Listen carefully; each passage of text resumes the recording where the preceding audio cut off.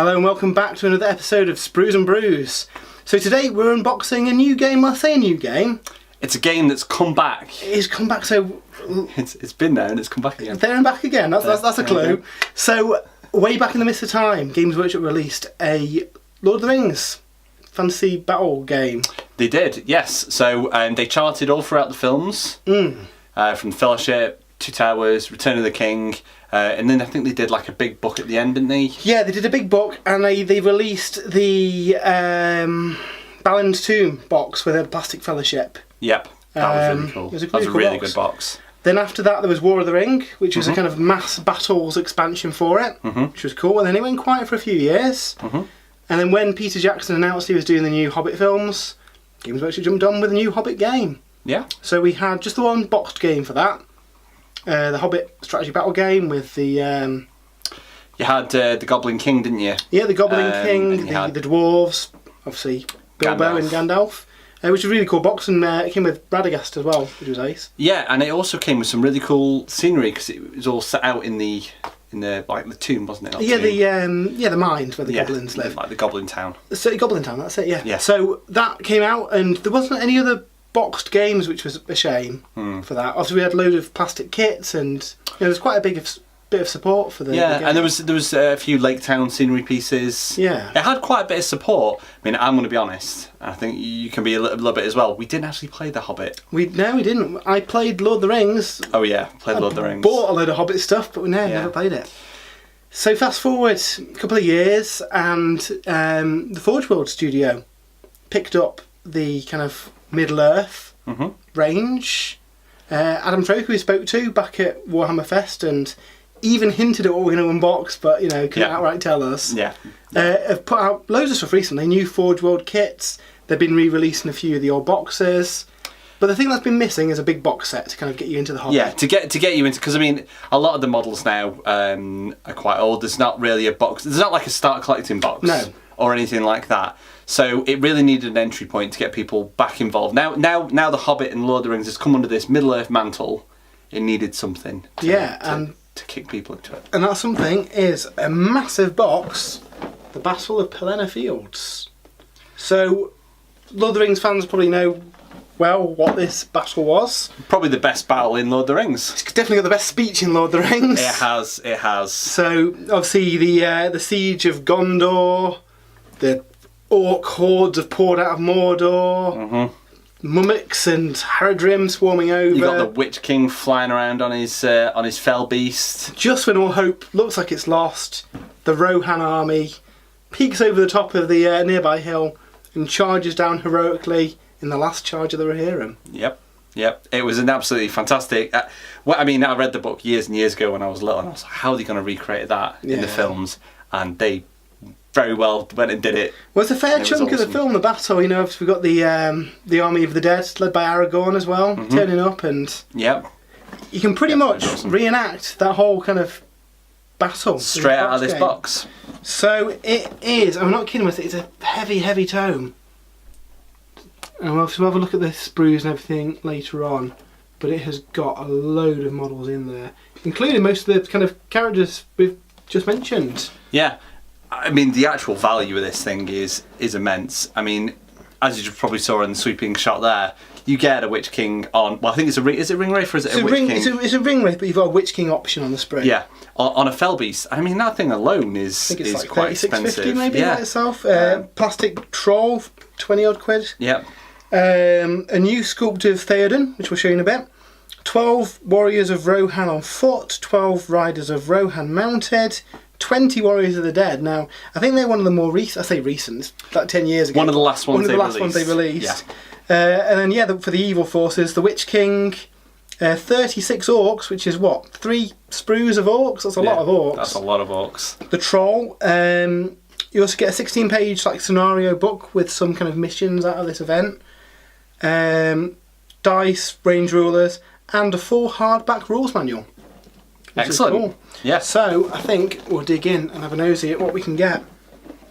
So see what's in this thing. Open up. Now this is priced. I believe it's either 90 or I think it's £90. Mm-hmm. Similar price to the other kind of Games Workshop boxed games. The main 40k one and the Age of Sigmar Soul Wars. I think Soul Wars is definitely 90. Soul Wars is in 90. Okay, yeah, I think so. I think it is. Yeah. So there's lots. And if we just show you that, it's a big old box full of sprues. And again, these are older ones, but I think the sculpts for the Lord of the Rings stuff kind of still holds up. It was a slightly smaller scale than kind of fantasy. So the first ones I can see straight away are the Riders of Rohan. So again, the old horse sprue. 2 of these identical. Do you know what I do like about this? They've given you 12 Riders of Rohan on horseback, and then they've given you 12 on foot. So that, because obviously in Lord of the Rings, you can get dismounted. Yeah, I quite like the mechanics of the Middle-earth strategy battle game it is now. Yeah. That you can lose your mount and go down, which is pretty cool. Yeah. I like that. It means you have more models to paint, but that also means you get more minis. You've got more kind of tactical elements as well. You're trying to take out the mount from below them. Yeah. Which I think is cool. So so we've got our, if I give them to you, Dave, sure. Our guys on foot. We should also have, as we just said, pile of Rohan on foot. I believe that's the guys. It's one sprue of 12 models. Probably the most straightforward models they're almost like easy fit ones, aren't they? They are, yeah. Just put the shields on. In Lord of the Rings, generally a third of your army can be armed with ranged weapons, and the sprues tend to reflect that. So on the riders, there's like 2 bows. On this sprue, I think there's 4 bows. So it's quite good that you don't have to go out your way to find those different weapons. No. Obviously, if you wanted, more close combat weapons, you have to get a couple of boxes and put them together. Yeah, if you don't want to have any bows at all. All these kits as well, I believe, have been reboxed into bigger quantities as well. Oh, excellent! Which is good. So you get 24 in the box. So you could start with this box if you wanted to play Rohan, and very quickly by purchasing a couple of boxes, you've got a massive army. Yeah, no, and I think it's a really nice touch. It makes it, like we were told by Adam back at Warhammer Fest, I think this is aimed as a way to get into the hobby. Yeah. I mean, a lot of us will have armies already. A lot of us will buy this and start 2 new armies. I mean, I'm going to make a Mordor and a Rohan force out of this. Yeah. But then I like painting toy soldiers, so it's going to happen. But if you're brand new to the game and you haven't got anything at all, you've got a lot of different options as well. We'll show you later on how you can kind of put together your force, but obviously there's a big element of Army of the Dead on here. So you've got 20 guys. You're not going to get a massive army straight away, but I'd certainly say there's at least 2 armies worth of stuff in this box. I mean, these are really nice. They're really cool. Really nice models. Very, very cool. Especially, I'm painting a lot of Nighthaunt at the moment. Yeah, so I did the same way. White and then Malak Oxide, or what's the new one? Nighthaunt Gloom. You've got Nighthaunt Gloom and you've got Hexray Flame as well. So yeah, and then the Orcs. I think these are again some of the newer Orcs, aren't they? I think these came again. Because these are like the Mordor Orcs, aren't they? You had like the Orcs when the game first came out, and the Uruk-hai, and then these guys came a bit later. Yeah, I think these came in the Return of the King box with the plastic Gondor soldiers. Yes, yeah. But they still hold up. They're still fine today, aren't they? That's one of the things I really liked about the old Lord of the Rings boxes. A lot of them were themed around events in the films. Yeah. So, obviously you had Balin's Tomb, but then you had like the attack at Amon-Hen, where you had some of the cool Fellowship sculpts of, the bit of a wary-looking Aragorn and stuff like that, and also Boromir. Yeah, of course. Well, I mean, if you've read my kind of Lord of the Rings journey through time on the website, which we'll put it in the comments below, originally the game didn't really have points or kind of what we'd call match play nowadays. It was all very scenario. I think that was one of the main reasons they did the War of the Ring at the end, wasn't it? Was to try and get people to build big armies based around factions, whereas up until that point a lot of it was narrative driven. Yeah, you'd buy, and obviously they were metal models then. I suppose they were scenario boxes, weren't they? Yeah, they were, yeah. So there'd be, I don't know, Aragorn and the Hobbits versus 5 ring race for Weathertop. On Weathertop, yeah. Yeah, quite a few sets like that. Amon-Hen was a similar kind of setup in the miniatures. I think they did a Battle for Helm's Deep one as well. Yeah, so where nowadays people would probably rather buy the individual models, but I think at the time a lot of people probably got into this just to paint up the figures. Obviously, the Part Work series helped at the time as well. It did, yes. And we're seeing kind of that reincarnated in with Conquest. Conquest, yeah. So we've got a few more sprues. It's a massive pile of sprues. So we've got the Fell Beast and Witch King. I've never actually seen that in plastic. No, I might be going mad, but I thought this used to be a metal kit. I think they did later release a plastic one, which is probably this one that you see, and that's a really nice base as well. It is cool, isn't it? I've got a date on here just to stop me from going mad. No, there's no date on the sprue. But yeah, I think originally a lot of I think with the Balrog as well, I think it was a metal kit first and they later released a plastic one. Yeah. But they still stand up, they still look really good. And it looks like you've got 2 different options as well. A few different hoods as well. So you could have the Witch King and 2 other ring wraiths, all with different really cool. we have different options for the mount as well. Yeah, so they all look individual. That's cool, I like that. Also, again, an older kit but still a goodie. And then the Mordor Troll, which is a really nice kit. One of the first kits I picked up was the Cave Troll in the original release. Yeah. And with the spear. Lots of weapon options compared to that one. So you've got... And you got a drum as well, 4 different heads as well, which is cool. A drum. Yeah, because I believe you have units of these guys. They're kind of like. So you can buy multiple boxes of this. Get all your different ring wraiths, all your different trolls. Yeah, and it's definitely a lot cheaper than I think each of the individual armies would probably cost what this box is alone. So you get it at half price, and you're getting some other stuff in here as well, which we'll see in a second. Yeah. So that's if we pop all that out of the way.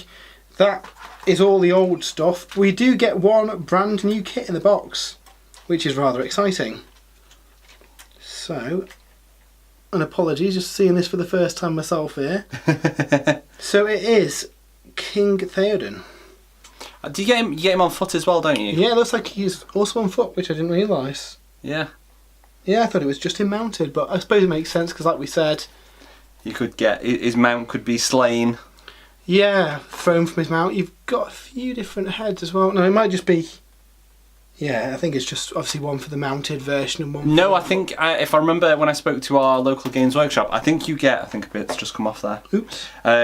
You get 2 heads. You get 2 helmeted heads and 2 non-helmeted. So you could have both your one on foot and your one on mount, both helmeted or not. It's up to you. Oh yeah, that's right. Yeah, that's really cool. So that's a really nice kit. Now they are putting out some more plastic kits as well for Lord of the Rings. Yes. Who was it that we saw at the Nova reveal? Jay Clark, was it? I know he has a big part to play in Lord of the Rings, was it? Yeah, they showed off a new plastic kit, didn't they? Was it Gandalf and Yes. Pippin? Was that in plastic? I believe so, yeah. Oh, right, that's awesome. Yeah, it was from this battle. Yeah. So, yeah, it was Pippin in his Citadel Guard uniform with Gandalf. Which is pretty cool. That's very cool. Because, I suppose you can probably guess from the theme of the box game, but then we're going to follow this up with a expansion based around the battle of Pelennor Fields and the Siege of Gondor. I was going to say it's called the Siege of Gondor, I think, isn't it? Yeah, so, I mean, obviously we've seen the new... Dolmaroth Knights on I think foot. they're in resin, I think, aren't they? They're Forge World kits. I think I think most of the stuff's going to be Forge World kits. Yeah. I imagine they might push for a few new plastic ones, but again, it is kind of like a smaller specialist game. So I wouldn't expect loads of brand new plastic kits at the minute, but you never know what the future holds if it's popular. Not at the rate they're churning stuff out anyway. Yeah. So we'll just quickly go through the rest of the thing. Obviously we've got a big instructions sheet for all the stuff in the box, which is cool. Big bag of bases. I won't show you those too much. Some dice. Green and red. Mordor and Rohan, I guess. Can't go wrong with dice. Not many of them. What is interesting is that you seem to get... Oh, that's really cool. A bunch of tokens. A sheet of tokens. So, similar to the... ones from AOS. Yeah, the AOS kind of objective tokens. And your Battle Shock tokens, statuses and stuff on them. Yeah. That's a really nice touch to have them in the box game, though. Yeah, really cool. You know, you've literally got everything in here to start playing. Oh, we've got... Oh, this is nice. Mordor. Now, I don't know how this will come out on the camera. I might have to do a separate cutaway. Yeah, you're going to see that. I might cut away to these separately. But trust me, we've got some Gondor, some Mordor and Rohan themed kind of measuring rulers. It's transparent in the rubbish on the camera, but they do look nice. But they seem to be putting these really cool, nicely designed rulers in all the boxes. Yeah, they are. They're much better than the old whippy sticks. Oh, grief, they were awful. They do bring back some memories. Okay, and then it looks like we've got Battle of Pelennor Field scenarios. Now, imagine a lot of this might get kind of revisited when they bring out the Gondor book. But it's pretty good. It's got 4 scenarios. The Charge of the Rohirrim, awesome. Of course. Theoden's Last Stand, also awesome. The March of the Dead and the Battle of Pelennor Fields. That sounds really cool. And then profiles for all the models in the box as well, which is very cool. Kind of introductory thing. Perfect for new starters. Yeah, definitely. And I don't believe these scenarios are in the main book or the expansion book that we'll look at in a bit, which is cool. Like I say, I imagine we'll probably see these in the big book. What I liked about the Lord of the Rings kind of games, and we kind of touched on it before, it was very scenario driven, and it'd give you the participants of each battle as well to reenact the battle from the film. So this will... I guess it restricts you a little bit to your, what you got in your collection. Yeah, and I think that might have been kind of maybe why it was less popular than like Warhammer and 40k at the time. Now since then, obviously, you can just build an army in this. Yeah, but I mean, it's not one of those things that's gone away. I mean, you do get in codexes for 40k. You get scenarios where you have to have certain characters, like Gulliman. I think there's one for Gulliman in the Space Marine book. So they haven't gone away. Maybe they're not as prominent, but yeah. I mean, personally, I really like these kind of narrative scenarios, and they're balanced. Yeah, they are. Back in the day, it'd encourage you to play the scenario twice. So I don't know, Dave would be good, then I'd be evil, then we'd swap over. Yeah, it really encouraged you to have one of each force. Which I think that was a nice way of kind of learning the tactics and the playstyles of different armies. Yeah. Lord of the Rings tended to be small again. I think it was about 500 to 750 points for an average game. I haven't read the main rule book yet, so I don't know what the kind of average is now. No. Rule of thumb that we normally do is how many points are games workshop events. Yes. And that's what we tend to aim for the time it takes to play the game. It is great having a massive battle, but we haven't always got... Not anymore, an entire day to play a game of real life has rears its ugly head when it comes to big apocalypse games. But yeah. It's like we've started playing 1,750 point 40k battles based on that being the tournament standard. And again, that was solely because Games Workshop found 2,000 points took a bit long to get through. Yeah, slightly long, yeah. Where Sigmar plays a little bit quicker, so that stays at 2,000. Yeah. So then the last thing we've got in this big box is the Middle-earth rulebook. So again, like with Soul Wars, it's a big hardback book. The full rules. It's, I think, one of the criticisms of the Hobbit game was that the rulebook that came in the box was cut down. It didn't have everything that was in the hardback version. No, that was very much just focused around the scenarios you got in the box, and that's it. And I think that might have turned off a few people who kind of expected to get the box game and be able to play, where actually they had to buy a £50 rulebook as well, which was, it's an expensive rulebook. This, I believe, can be bought on its own for £35 as well. Something like that, yep. A decent price. About the same price as all the big rulebooks, really. Yeah, and again, nice. All the nice kind of Lord of the Rings art in it. Yeah, we haven't had a look at the new rules yet. I don't think there's massive changes, but there are some. The feedback I've been reading on social media and such so far has been incredibly incredibly positive. People have said that what changes have been made have been very much for the better. Yeah, I think it's like a refined version of the game. Yeah. Especially since it's all under the kind of Middle-earth strategy battle game. In fact, there's a little kind of footer at the bottom with Hobbit and Lord of the Rings. It does cover both systems. You could have a Hobbit force fighting a Lord of the Rings force. Now it's probably unlikely, but if they ever did expansions based in different ages, I'm sure they'd be usable as well. Oh, Smaug. Smaug at the back Smaug there. on the back. Is he still one of the biggest plastic kits you've ever done? He's resin. Oh, he's resin, of course. Yeah, I believe it's Forge World resin. I think it was just before they made the move to kind of Forge World. Yeah. And then, there's lots of... speaking of Adam Troke, here's Minister Eath Army. So some nice articles on how to put together an army, and the way an army goes together is slightly different in this, where you have various heroes and they have their own retinue of either warriors or other heroes. Yeah. So like the Fellowship would be an army of just heroes. Yeah. And you've got... One of the things they have changed, depending on the level of character, is the number of kind of followers they can have. Yeah, because I was reading something on Warhammer Community about you might have Aragorn, who can have all these loads of followers under him because he's the king of Gondor. Yeah. But then you'll have characters like Pippin who can't have any followers, but they can follow other heroes. Yeah, where I think one of the problems, you could game the system by taking a load of cheap heroes. Yeah. Where this means that you're going to have to take some of your decent... Yeah. You people who you expect to lead the army. Yeah. To get all your army, which is good. I like anything mechanically that makes an army feel like an army from the game. From the film, sorry. I think what they pointed out was like you'd have maybe Merry leading a bunch. You've got Theoden, you've got Aomer, but you've got Merry as your general because it just reasons. Yeah, just for reasons. That's never going to happen. No, it's never going to happen. So yeah, that big rule book obviously covers all the different gaming options, how to build your army and stuff. But you are going to need something else. You are. So they've released the first of 2 books that kind of cover all of the armies of Middle-earth. So this first one, Armies of the Lord of the Rings, is basically a massive army book covering, well, as it says on the tin, every single army out of Lord of the Rings. This includes armies that they don't actually make models for anymore as well. So if you've ever collected... going to come back. Well, actually, on Warhammer Community today, just before we filmed this, they mentioned that they're reboxing a lot of stuff, a lot of old models that are discontinued are coming back. Excellent. And all the other stuff will be coming back as made to order.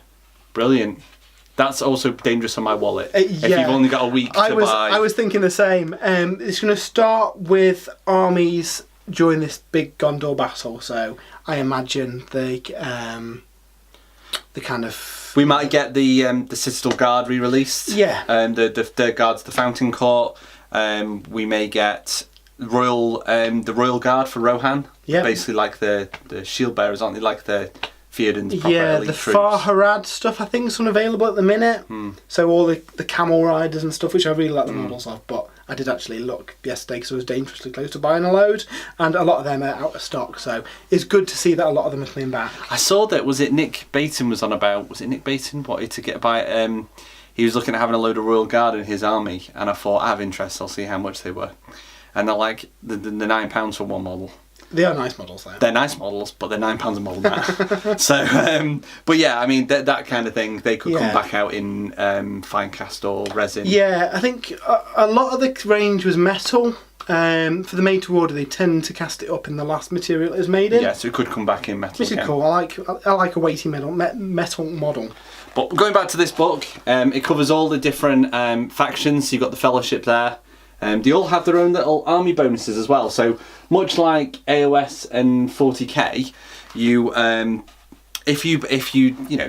could build a Rohan army with a bit of Gondor in there and not really theme it.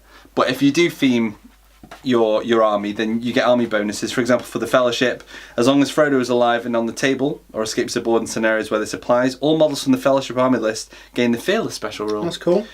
Additionally, a force that consists solely of models from the Fellowship army list will never be considered broken if Frodo is alive and on the table. So you want to keep Frodo alive. They're not particularly overpowered bonuses, but they're nice thematic ones to encourage you to stick to it. No. Now, there is a allies matrix in the back of the book. And it's right at the back page that lets you put together a couple of forces that here we go. Historically fought together. So if we use the Rohan example, you can take, I believe you can take Minister Eath troops. So let's have a look. So Rohan is a horse, of course it is. Rohan there. Here we go. So they can ally with Are they the Knights of Dol Moroth, those? The Fiefdoms, yep, I believe they fall under them. Oh, yep. Also... Is that Lothlorien? Lothlorien, that's Minas Tirith. And right at the end there... The Wild Men. Obviously in the book, the Wild Men are in it, they weren't in the film. Which is another nice thing about this. the kind of splinter stuff that wasn't really covered in the films was released as well, such as Tom Bombadil. Mm-hmm. So he could happily find a home in a horse. The Shire. Amazing is that they've got their own little faction, which is cool. And I believe they've got a special rule that lets them ally with whoever they like. Let's have a look. Yeah, so you've got all the different forces there. Yeah, I've been poring over this the last couple of days, and there's lots of armies I want to do here. Like I say, it's the first of 2 volumes. The second volume is out soon, I believe. I don't know how soon. This is soon TM. Soon TM. And that will cover all of the Hobbit models. And I assume that it's going to include all the resin stuff they've released since the kind of main Hobbit range came out. Like I said, there's a lot of stuff in there that just doesn't exist anymore, so it makes sense. So then between the 2 books, and again this was like £35, which I think is a bargain for essentially every army book for the game. Yeah, I mean, they've done this because there's not enough content to release individual codexes or battle tomes. No, I mean, to be fair, they did for the original release, didn't they? They did, yes. They were all in paperback, weren't they? All, yeah. But I think it's a much nicer way of doing it, especially if you've got allied forces. I imagine most people take, a little scattering of different forces. Mm-hmm. And we didn't really go over the allies matrix, but if you keep to those kind of, good ally ones, you get to keep your army bonuses as well, which is good. But you can take a completely mixed army, it's just going to have a negative effect. Yeah. I think that's the best way of doing it. Yeah. And then this will be followed by the Siege of Gondor book, which will be calling that. Stuff like the Mumak War King, which came out recently from Forge World. He's not in this book. He'll probably be in the new one. Okay. The rules for anything that isn't in this, though, are currently available for free on the Forge World website, which is a really nice touch. Yeah, that's really good. Really good. I imagine they might disappear once the book comes out, so download them if you want to. Yes, yeah. I mean, the AOS stuff stayed up there, but all their war scrolls are free anyway. And there is one other thing. Or 3 other things. 3 other things. Where are the other things? They're just here. So, as most fans of the site will know, we do like a good dice. We like our themed dice. How can you have a game and not have themed dice? Exactly. And there was 3 sets of themed dice, so I had to buy them all. So we have got, and they're all a nice little kind of, the same kind of dice boxes we've seen for other ones, but obviously it's got the Elvish script on the top. Well, they've gone away from these, haven't they? A little bit. They've gone to the boxes. So I'm glad to see these little plastic containers back. I quite like them. So so we've got some Rohan ones. Some you can't see that very well there. The One Ring. There you go. I think they're really nice. They're quite chunky dice as well, which is good. Yeah. I think in a game of, because it's like opposed rolls, isn't it? In Middle Earth game. We get in that, and then the Eye of Sauron for Mordor. So you don't tend to need the trucks full of dice that you would do in a game of. You've not got 30 orcs charging into a unit of 40 Hormigants, where you just need a box full of dice. Yeah, so you can get away with 8 dice in each set, and the big chunky ones, so they're really nice. We also have got.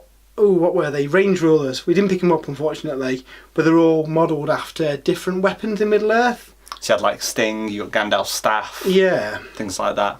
So Gandalf's staff would be the same range as a wizard spell, which is a cool touch. Very clever. How long you'd remember that, I'm not sure. Yeah. But they do look cool. Yeah, they do look very cool. So that's kind of our overview, I guess, of the new Lord of the Rings Battle of Pelennor Fields. You've just got to get them all built now, Matt. Got to get them all built and painted. That'll take you a couple of days. So we'll no doubt be doing some Lord of the Rings coverage, probably towards the end of the year. I think we're going to do a big push, each of us, to put together a couple of Lord of the Rings armies. Yeah, well, I've pulled out some very old painted Lord of the Rings models, so I may have to pick up some new kits. But I've got the basis of a Gondor and Uruk-hai army. Okay, so cool. Hopefully we can have a few tested games and try out the mechanics. Yeah, well, I'm definitely going to put together, obviously, Rohan and Mordor there. I've always fancied doing a Shire army as well, though. So next time we go to Warhammer World, I might have to pick up some Hobbitses. Excellent. So until then, we'll see you later. Bye.